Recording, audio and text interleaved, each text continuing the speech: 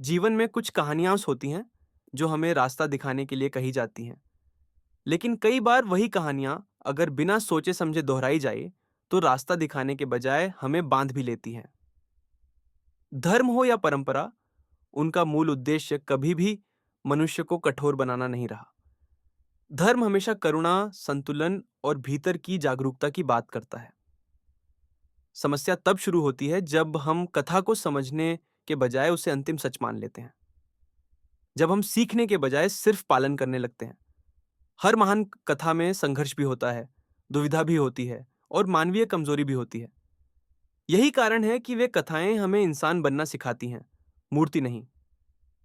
अगर किसी कथा को सुनते समय हम केवल एक ही दृष्टि से देखें, तो हम अधूरा सत्य देख रहे होते हैं। लेकिन जब हम उसे हर पात्र की संवेदना से देखें, तब वह कथा हमें भीतर से बदलती है। धर्म का उद्देश्य कभी यह नहीं रहा कि हम डर के कारण सही काम करें। सच्चा धर्म वह है जो हमें डर से मुक्त करे, जो हमें यह सिखाए कि सही और गलत की पहचान भीतर की चेतना से हो। जब हम लोग क्या कहेंगे को अपने हर निर्णय का आधार बना लेते हैं, तब हम अपने विवेक को धीरे-धीरे खोने लगते हैं और विवेक के बिना धर्म भी केवल नियम बनकर रह जाता है। परंपरा का सम्मान जरूरी है, लेकिन परंपरा से संवाद करना उससे भी ज्यादा जरूरी है, क्योंकि परंपरा ठहर जाए तो बोझ बन जाती है और जब वह सवालों से गुजरे तो मार्गदर्शक बनती है।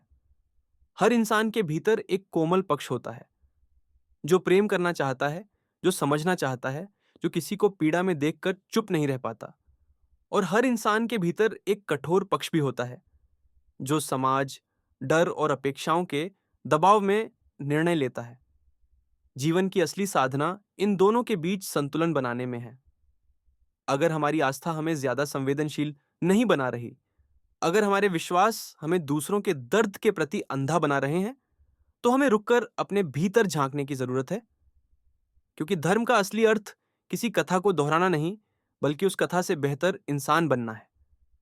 आज जरूरत इस बात की नहीं है कि हम किसे आदर्श मानते हैं, बल्कि इस बात की है कि हम अपने निर्णयों में कितनी करुणा रखते हैं। जब हम अपने भीतर संवेदना को जीवित रखते हैं, जब हम डर के बजाय समझ से निर्णय लेते हैं, तभी धर्म जीवित रहता है। कथा हमें बांधने के लिए नहीं, जगाने के लिए होती है। और जिस दिन हम कथा को तलवार नहीं, दर्पण की तरह देखने लगते हैं, उसी दिन से हमारी सच्ची यात्रा शुरू होती है।